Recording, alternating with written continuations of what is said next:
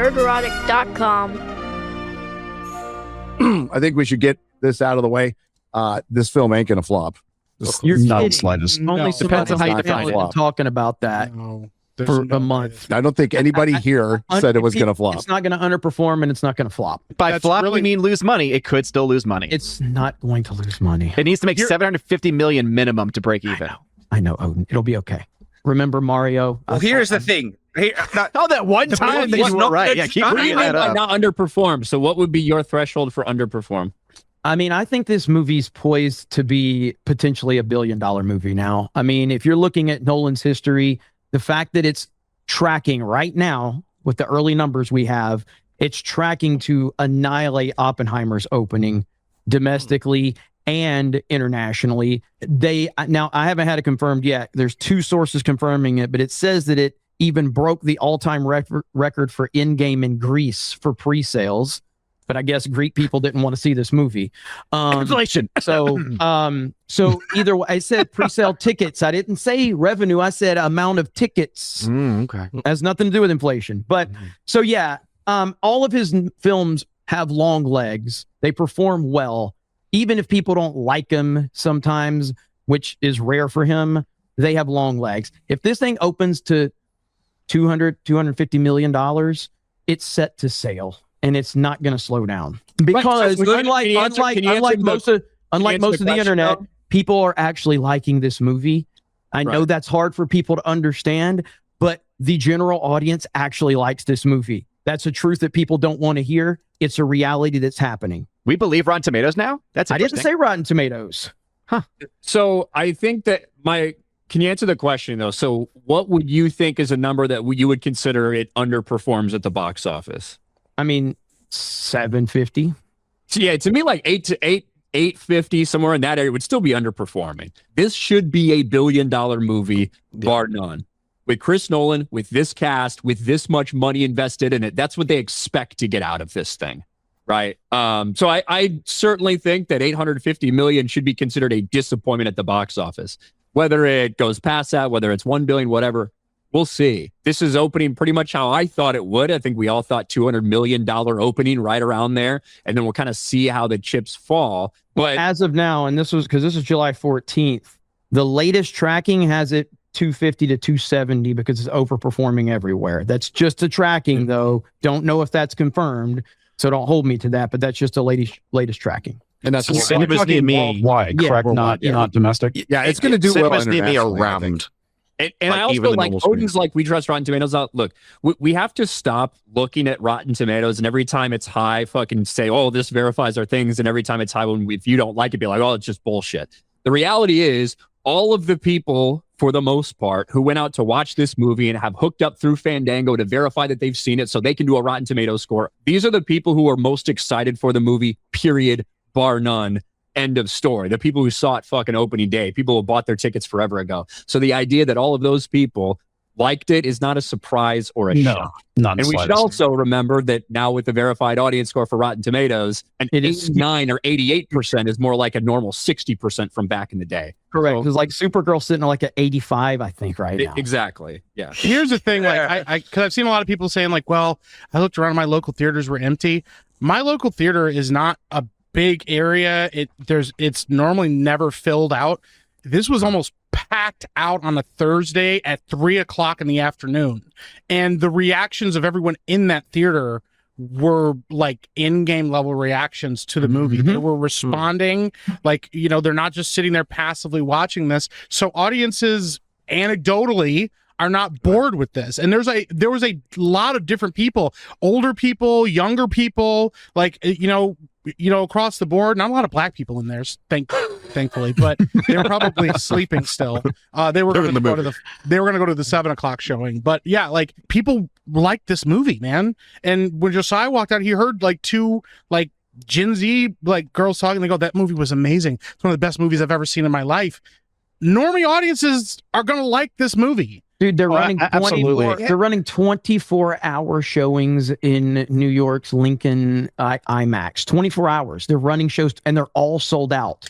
Every single. How are the non-IMAX doing? My 6 p.m. showing, which usually doesn't have a whole. How are lot the of people, non-IMAX is pretty doing? full. It's not being. I was at a non-IMAX. Odin is what I'm saying. That's good to know. All of their showings are like almost completely sold out. Hold on. It just had the biggest Thursday preview of 2026. That answers your own question. Good job. What do you're asking how non-IMAX theaters are doing? It's clearly where doing did the well. vast majority of that money come from? It came from the IMAX because IMAX is an average of $20 to $25 per ticket. I don't think that changes That's the other factor that you have to keep into this. Is that a moving of the goalpost? It's going to It's be not moving the successful. goalpost. It's talking about the same thing I bring up every single week with every single other film. The fact is that when it comes down to the ticket sales for this, is it doing well? Yes, no doubt about it. But as far as total people going to see it, it's actually not nearly as impressive as you might think it is. Okay, I mean, but see. ultimately, if you're getting people to pay $30 to go see this versus getting 2 people to pay $14, we can talk about what that means for the industry and all those things over the course of time and history. But for this individual movie, right? Like, we knew this was going to happen. Yeah. We knew that IMAX was going to be a major fucking player, that premium format screens were going to have a higher percentage of the money than normal, because quite frankly, most people are going to prioritize seeing a movie like this on IMAX than they will Toy Story fucking 5, you know? Like, like right now, the numbers, and again, this is just basing off, future look at Nolan's previous movies. The numbers, based on opening day numbers that they have, their forecast, their projected total is $412 million domestically as its final run. That's insane. See, I don't think it's going to have as much legs as you think, because again, the movie sucks. Like, unlike Top Gun Maverick, which had great legs, your internet, by the way, it's almost as bad as your internet right now. yeah, right. This is the worst thing that could have happened to him, because every time he starts to argue, he's just going to freeze up and Jeremy's I could just shut that down. But as long as my audio comes through, my range can be heard. What's going to be more distracting, the Nolan fucking audio mix for the Odyssey or fucking Shad's audio today? There's no way it can be that bad. Not even a chance in hell. You can't hear yourself. I don't know when I can or can't talk with Shad. I know. Yeah, is he finished, or is he just like DCing? I'm going to assume he's finished. Just throw a cup across the room. The point has always been waiting for my moments. Oh my gosh. Look, I don't think we're going to have a very good idea about how general audiences feel about this movie, at least through past the weekend and maybe into Monday and Tuesday. Because the reality is, the people that bought these tickets to see IMAX, they were the ones that were the most fucking excited for it. They were the hardcore ones, the ones who fucking like bought these things and maybe bought them by fucking scalpers to see it. Very few people have seen this movie other than the most passionate. Yeah, it's still too early. Can I ask a question that I don't know, maybe Ryan or Odin knows this, but so when you see like a lot of these IMAX theaters that are sold out for like 2 weeks in advance or 3 weeks in advance, 3 weeks in some cases, does that number still apply to what we have opening weekend? Or are they going to apply that to week? No. Okay, so it applies to week 2 when those sales come in, right? Okay, yes. I just didn't know how the movie date, and that's why I've been talking about like, for people looking to track this box office, it's not going to, even if everybody actually did think it was the worst movie in history, it wouldn't see the type of drop we're used to seeing for some of these things, because people are foregoing seeing it in normal theaters in some cases to see it days or a week later in IMAX. I think you told me somebody Mike, that's doing that, right? They waited to see it like a week later. Yeah, I know a couple people and stuff. Yeah, they were like, "Oh man, I heard that you got to see this in IMAX," and they waited. Well, and we actually have an actual IMAX theater like pretty nearby me, like a real one. So that's, a lot of people are like excited about that, because once you start finding that out, like I had somebody that messaged me from Detroit and was like, "Dude, I didn't know you guys had one over there. Like I might make the drive to go see this there." So yeah, it's definitely an appeal for people. And that's understandable, because so much of the marketing has gone on IMAX. But around me, the cinemas, they're not full. There's normally like 12 to 20 people in the screen. They're full for this, and they're not IMAX at all. Now, I have seen a deadline that said the UK is normally like ground zero. Like just Nolan films do really well over here, so maybe that's part of it.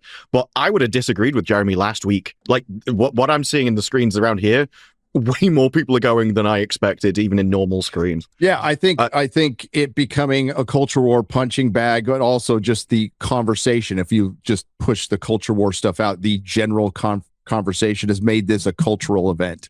Yes, and that cannot be denied. So we'll really know after Spider-Man, because Spider-Man's going to come in and body it, but they have Odyssey has a week, a full week. No, it's 2 weeks before Spider-Man comes in. Oh yeah, I thought you meant in IMAX. It has 4 weeks total in IMAX, but first 2, yeah, and like, and it'll get put back in IMAX. It just depends on, because in August there's nothing. So no, after those Spider-Man could just run. Spider-Man and Odyssey kind of can sail. So they're going to be, like Spider-Man's going to crush it. We know that. But there's really nothing else. So I think. But the point is, like, to not like the movie is to be in the minority. That's just a fact. And to push like it's anything other than that would be crazy. Absolutely crazy. Going against the corporate critics, I do it every day. And I'm going to do it this time too. So, shocker. One thing I think is the difference, though, is to see a movie twice, you don't just have to like it, you have to, and even not just, there's a lot of people apparently like, well, I liked it more than the second time and stuff, or I need to watch it again to work out what I think of it. This isn't a movie which is like inspiring or happy as such. And so I'm not sure how many people will want to go and see it again. Same thing with Oppenheimer. A lot of people were like, do I really want to see do we really want to go through that story again, kind of thing? So I still do think the legs on this could be up in the air with that regard. Yeah, because the red time. It's not a heroic movie, which a lot of people I disagree with that. It's about the return of the father to take over his kingdom. It's absolutely a heroic movie. You mean the kingdom he abandons? Yeah, because it doesn't end the way that the Odyssey ends. Decides self-sacrifice and. Yeah, it comes out and leaves, and it's a heroic movie. Yes. No, Nolan has said it's a movie about PSD and loss and regret, and that is this just, movie deconstructs. It absolutely takes time. Deconstruction. It's particularly when you think about and listen, I'm no fucking expert in the story. I'm not going to be pretend to be, but I've read it and listened to it, and particularly with the things they left out and then added, it is more than obvious. Now, whether people want to acknowledge that or not, that's up to you.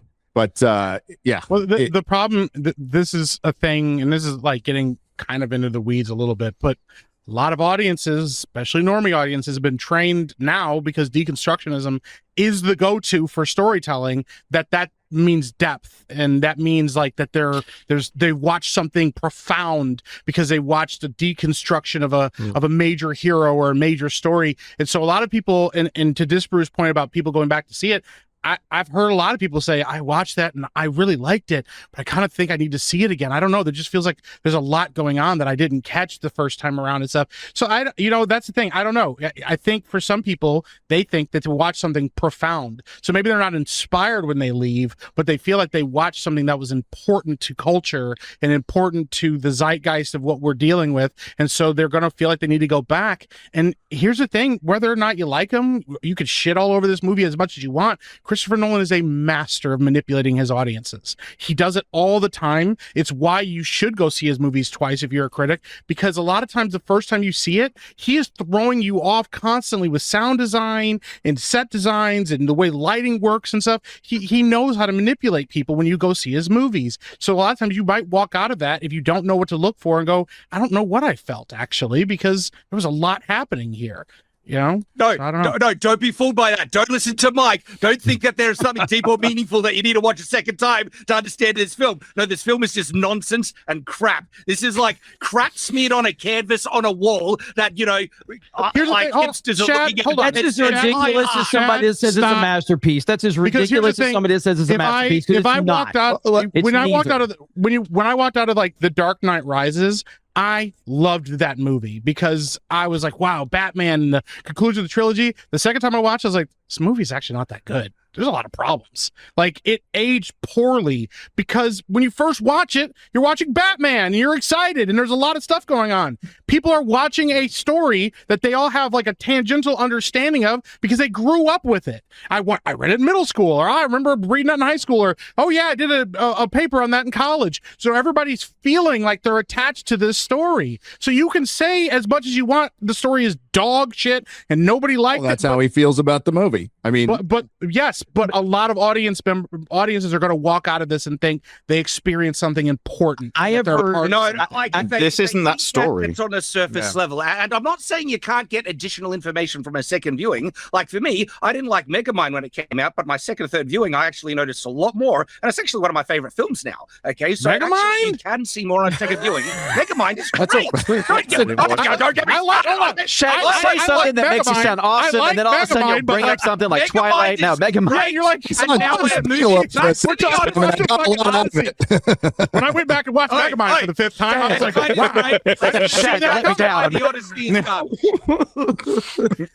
wow. My favorite part of like the discourse on X is great. Like I have no problem, and I interrupted it by mentioning Taco Bout with Blue Beetle because they mentioned that Blue Beetle's going to be in Man of Tomorrow, and I just said it's not interesting enough to Taco Bout, and I've been called a racist for the last 4 or 5 days, and I missed all the good Odyssey discourse that's going on right now, and it's all over the place. It really is all over the place, but don't think it's going to flop. But my favorite thing is like it's some L for me. It's like why?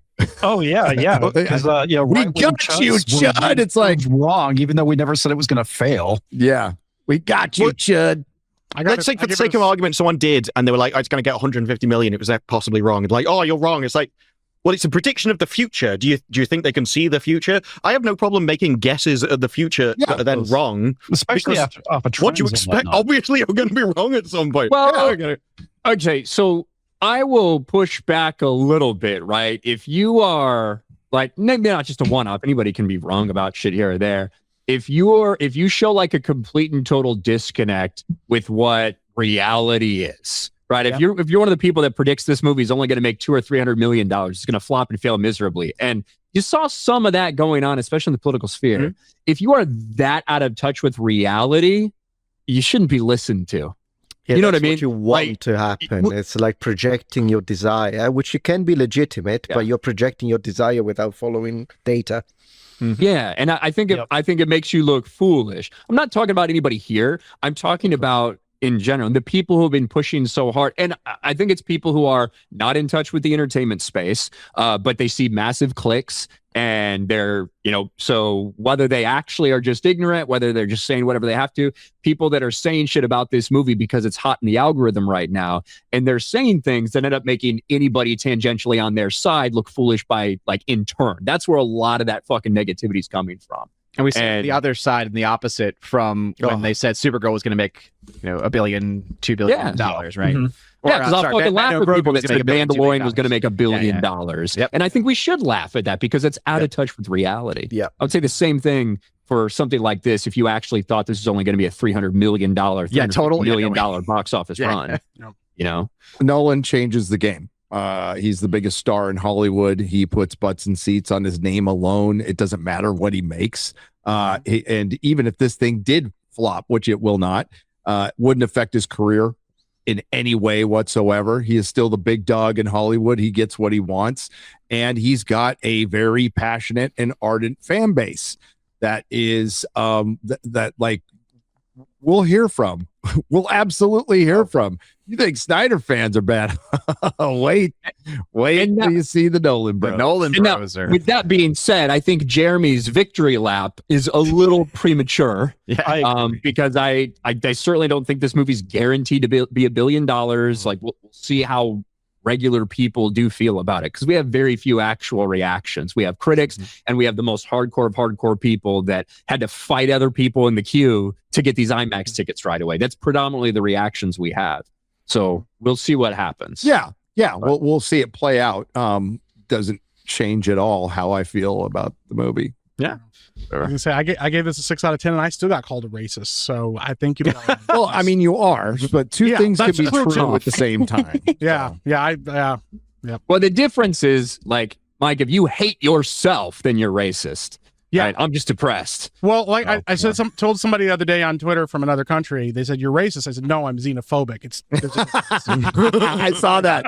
And I said American #1, and they were very unhappy. So that's fucking hilarious. Yeah. Shout out Shout out to X. Wait, and okay, listen, anybody coming out with a hot take that X or Twitter isn't the real world, yeah, that's not a hot take. That's been a take that absolutely everybody's had for the last since its inception. It's why She-Hulk was a huge failure, despite everyone on X saying something about it. Acolyte, like, yeah. Or one of my favorites. I try my best. When Hollywood tried to read the tea leaves with Morbius and saw, all the Morbius memes they love it, and then they re-released it and it did nothing because that's. I was really hoping that Morbius beat Supergirl just by its re-release numbers. That was my dream. Yeah. I remember the Supergirl trailer did not get ratioed. Yeah, and the Odyssey did, and also Minecraft got ratioed. It did pretty well. The second trailer for Minecraft did not, however. Yeah. That first trailer was like really poorly received. The second one was better. But yeah, this one was the last one. The last Odyssey trailer got ratioed because literally because of a black person for 1 second. No, it's at 700. It's at 700,000, and it's an aggregate. It is certainly ratioed, but we don't know the exact number. We have no idea. That was my funniest thing when Campy came out with a video about how that worked. And I'm like, yeah, I made a video about that about 4 years ago. Yeah. You're a bit late to the party on that one. It's like, these people are pretending it's real. No, it is a math equation that you pulled up on the screen, which is the best data which is physically available. If you have a problem with the best data available, ask YouTube to put the best data back in. Until that point, you can't really complain about people using what they have. True. John Campea will go to Chat GPT, or I doubt he'll go to Grok because he hates Elon Musk, and then think he was the first person who thought of that idea, and then present it that way. It made me laugh when he's like, they're very honest. It says on their webpage. I'm like, yeah, so they're not misleading anyone then, are they? No. It's clearly on their webpage. But, you kind of, he bases his thing on his own intelligence. So thank God he's got Rob. Eric John, pizza artist, what's up? Our opinions on the Odyssey breaking down along the lines of who knows the source material and who doesn't. Somewhat, but they're breaking down on the lines of I believe ideology. There's multiple. There's ideology and there's Nolan fans. There's Nolan fans who are not going to hear a bad word about him. They just aren't. It occurs to me that there's a lot of films I love that I may not have loved had I read the books first, like Jurassic Park, Jaws, and Shining. Oh, well, no. Okay. So I read The Shining, and I know that Stephen King likes The Shining and hates the movie. The movie is better than the book. Stanley Kubrick's Shining is loads better than the book. The issue you've got is that the Odyssey is the foundation of the hero's journey, and in this, there is no hero. There is no masculinity in it all. It's designed to deliberately subvert all of that.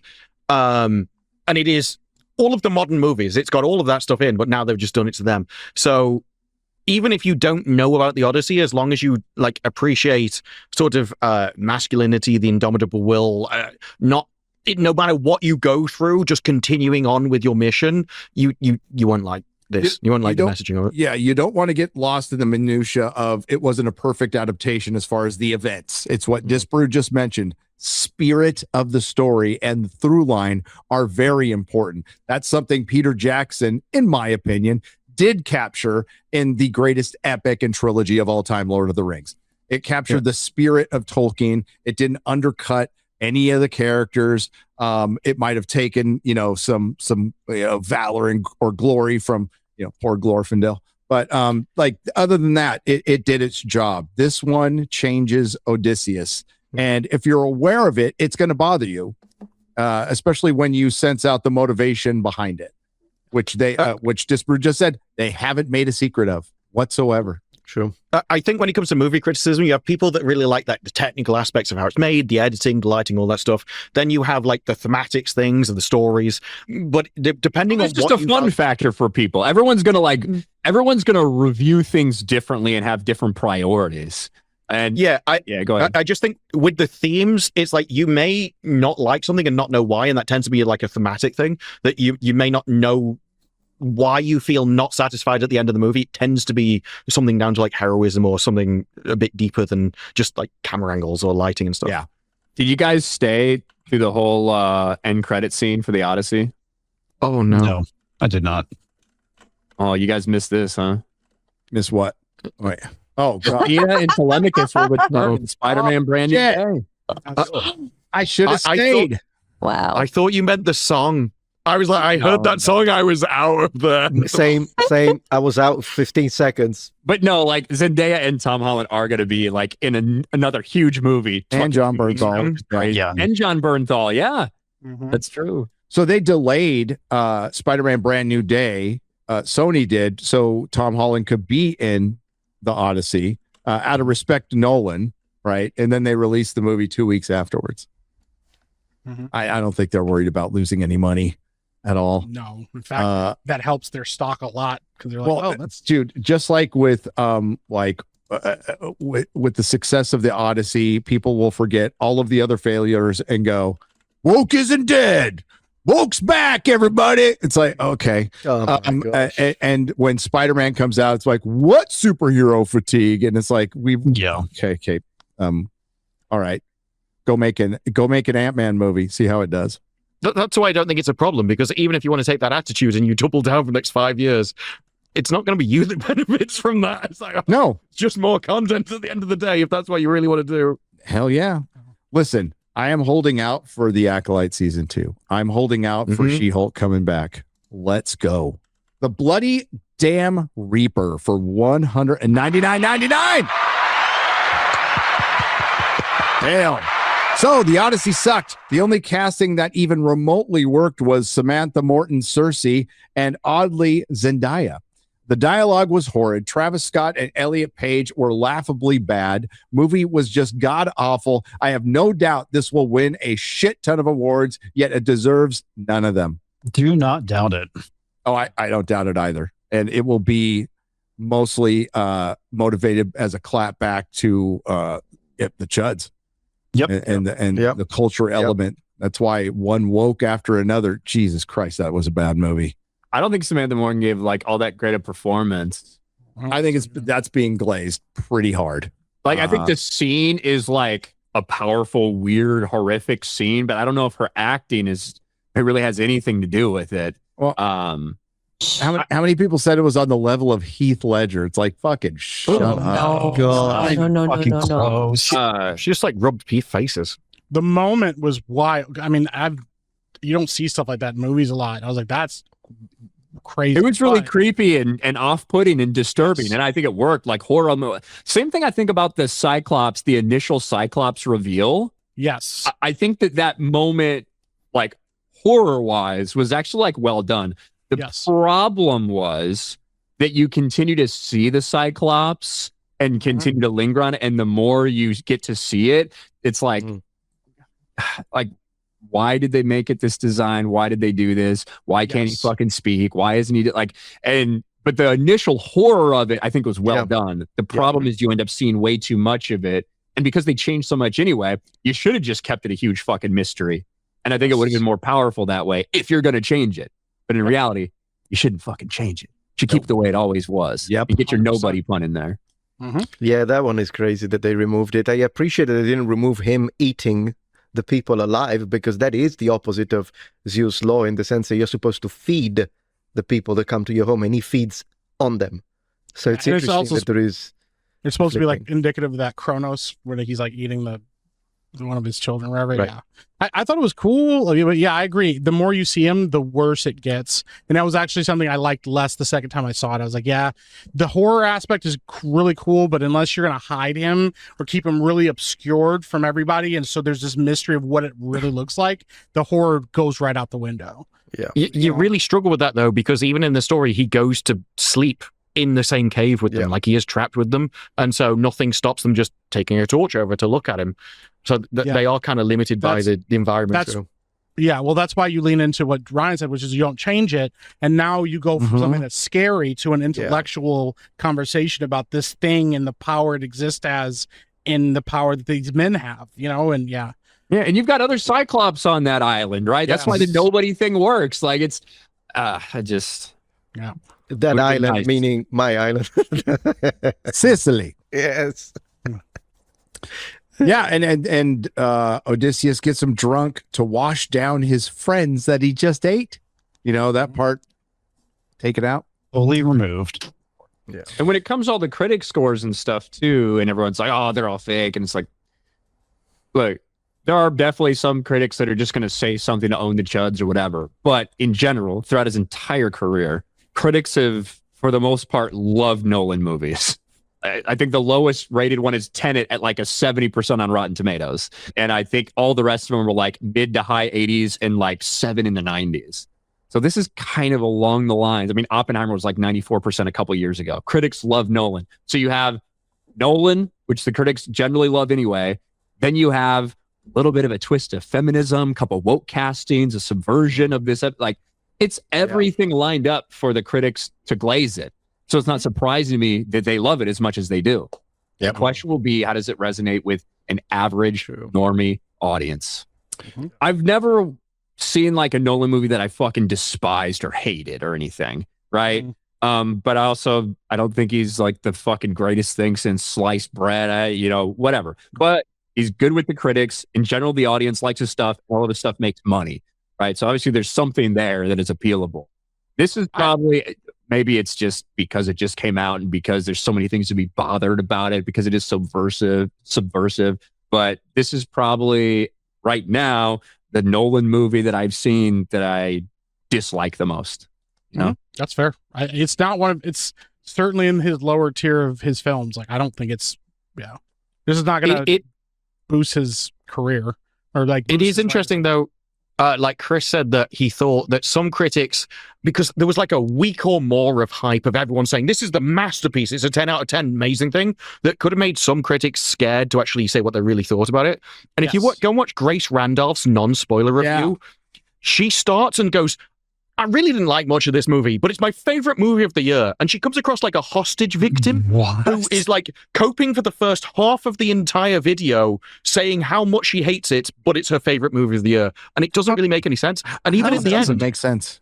Even in the end, she goes, I see this more as art than entertainment, which I think is like one of the greatest criticisms you could have for a movie, that you didn't like it, but because it's art, it's your favorite thing. And so I do wonder how widespread that is. And when you look at the critics, I think in large part, there's probably going to be more of them that are like sensitive to the art of filmmaking, to say, you know what I mean? Like the idea of knowing how they did all of these things, that probably is awing them in certain ways. They probably care a lot more about that than the normal everyday average person who just wants to go and experience a story. Well, I get like not everything resonates with everybody. Some people think The Dark Knight's boring, and I think it's one of my favorite movies of all time, or The Matrix, or, like not everything's going to hit for everybody. And no, I'm not trying to convince anybody that this movie has to be good or you have to like it or anything. I just, from a technical aspect, some of the things that happened, I really liked. I love the Cersei scene. I thought that was amazing. I've never seen anything like that in a movie like that, applied like that, especially today.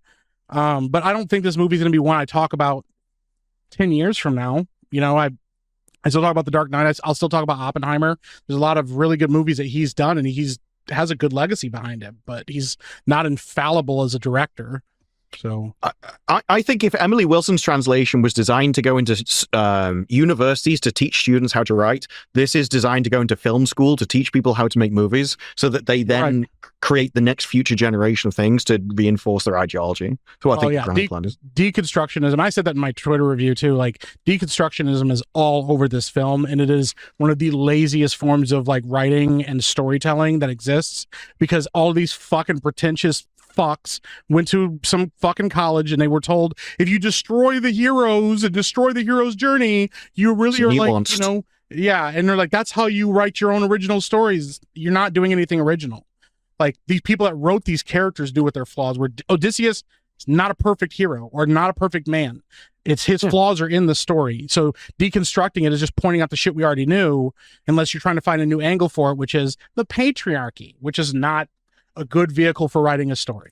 Greek mythology is full of like flawed characters. Yes. And sometimes they're a little bit one-dimensional, like depending on the character and what their purpose is in the story and stuff like that. But when you look at the Iliad, when you look at the Odyssey, it's full of characters that very specifically have flaws. Yes. And it's how those characters handle that and overcome that or pay for those or whatnot. That's the story. These stories that have lived on for generations and generations.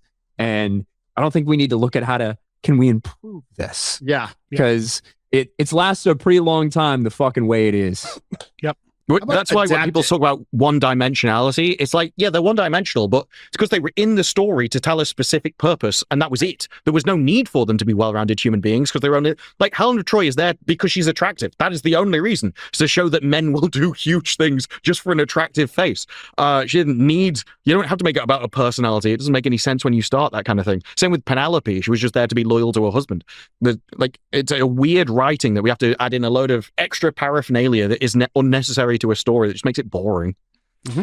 Agreed. I don't think we talked about it, but the one line from Penelope that really bothered me. Yeah. I don't think we mentioned it. And this was one of the, hey, grab a hammer and fucking... What was that line again? Hard. Like, for the most part, I think it was very like woven throughout the entire thing. What they were telling you about men and all women are kind of victimized in some sense. But this one, when Telemachus is saying, let me take the throne and blah, blah, blah. And she's like screaming about what, like, I haven't been like here. Like, I haven't been ruling this kingdom. Oh, because I'm a woman, I can't sit the throne. I don't have the experience like all those men out there. Like, that was like, shut up, bitch. Yeah. Well, especially when you have driven your kingdom to disaster. Yeah. In reality, she is holding it together. Penelope is actually like an admirable character in the story, right? Yes. She is under all this pressure. Yes, these people have come and taken over the home, but she is doing what she can to try to hold out for as long as she can in the world that they live in.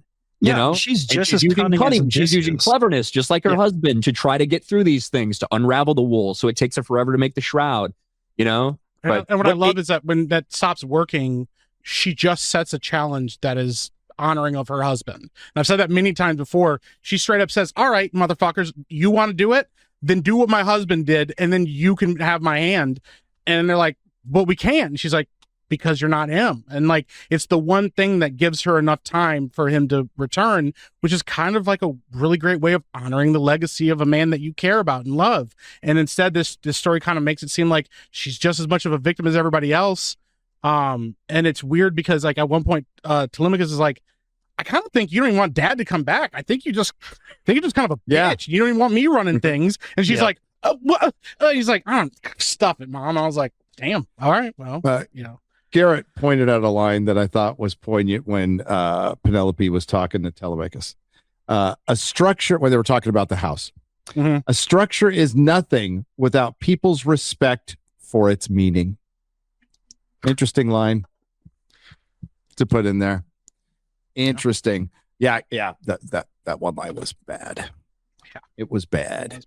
So, yes, it would have been better as a trilogy, maybe even better as a prestige series. If Mel Gibson did it, it would have been far more accurate and probably not made any money at the box office, but it would have been far more accurate.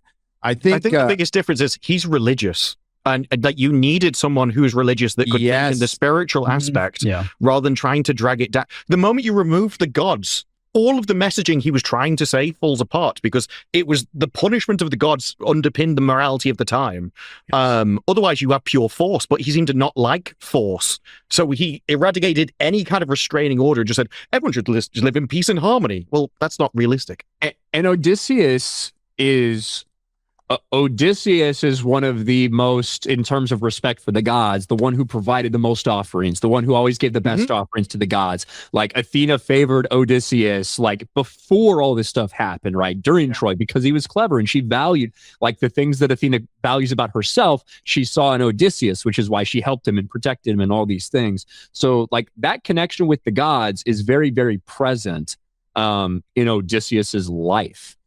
I don't know. When you look at these stories, and you can have the same criticism of Troy and stuff like that. However, I think it's a little bit, I think the story of the Iliad, and specifically Achilles and Hector and these family dynamic relationships, Paris, Helen, Agamemnon taking advantage of the situation, I think that can work a little bit better without the overpresence of the gods, because you do have a lot of like human drama shit. Whereas a story where so much is focused on a single person for so long, and like then kind of other really no-name characters, the crew of Odysseus. I think the gods are more important in the Odyssey, even though they're actually more prevalent in the Iliad. I agree. And the gods and monsters, simply put, are a really important part of the story. And when you leave one of those aspects out, it just and I fully expected it from Nolan. I did. Yes, I did. And it makes it sterile. It's a sterile movie. Movie without any nuts. And even if you don't want to just directly show the gods, like I've said, if you don't want to cast people to play them, when you have like a sea storm, maybe one of the waves take the form of a hand. You give the idea that something is happening beyond your control, so that way you understand that there is something going on behind the scenes, even if you're not privy to it, but and you could even do what you did with Athena and have her be the only one that's really present because of her connection to Odysseus, but the rest of it feels obscured by the fact that they don't make themselves available to Odysseus in that way, but no, none of that. It was all just like, I don't even know if they really exist, because they don't in his world. And that was a mistake. Maybe Michael Bay could do Gilgamesh. He might actually do a good job. Yeah. That's bad. So apparently there's an article out by Mintel saying, sorry, the Odyssey has always been woke. Oh my God. So we had the scholar on Piers Morgan, and actually Little Platoon has brought it up too, previous, that for its time, it was a modernized story for its time. But if you want to apply like woke to anything that's modern to a certain specific belief, which is what they do, by the way. Yes. Yeah. No, it's the same fucking argument we hear for 10 fucking years. I know. We get a rotation of the same arguments every fucking, I put up a clip where Chris is reviewing the movie. Somebody says, I didn't review the movie, whatever. I don't watch what we review. This thing has always been woke. It's either never been woke or woke doesn't exist, or it's always been woke. I mean, we hear this shit all the fucking time. And somebody like brings it up like they're the first motherfucker to think of that. Oh, we got you. We got you. The thing is with the Odyssey, if it's always been woke, why did you have to change it to make it woke? Yeah. Yes. Why do you have to do the story? Why do you have to race swap characters? Why do you have to fucking like do all of this stuff if it always met your conditions for your progressive society? Yeah. Like, and that's why I was fucking bitching about Helen of Detroit with that clip where like talking about Homer and the women. It's like you read Homer's shit and there actually is a decent perspective from different women in the story. They're not just like nameless, faceless people. There are female characters. It's just not the focus. But if that's what you mean by woke, like I don't know what that means. Well, some people think that like to be woke is to be against things like genocide. Like you own that moral belief that genocide is bad. Or basically, aside from Disprue and Ryan, I mean, like no, I mean this is Odysseus who wiped out Troy and was proud of it. Yes. So I'm not sure he was, to be honest. But that's their take. Is like like you'll see a plot point about genocide in Doctor Who, and they go, "It's always been woke because the Doctor's against genocide." It's like everybody's against genocide. Yeah, it's a bad thing. It's bad. I'd say everybody. Yeah. But yeah, like everybody said, who counts. The main thing that they're pushing is like just basic human decency is considered to be woke, and that's not what woke is. And they do not practice basic human decency. No, they don't. You don't lie, to be fair. Yeah, but you're like really honest about it. But you don't think like you're just high and mighty. You think you're smarter than everybody, but you don't think you're better than well, maybe actually you do. But that's a horrible argument. Well, look, this whole like all lives matter, but no lives matter. None of our lives fucking matter, especially not anyone else's. So yeah, okay, I hear what you're saying, Gary. It's very nihilistic. Yeah, that's indeed.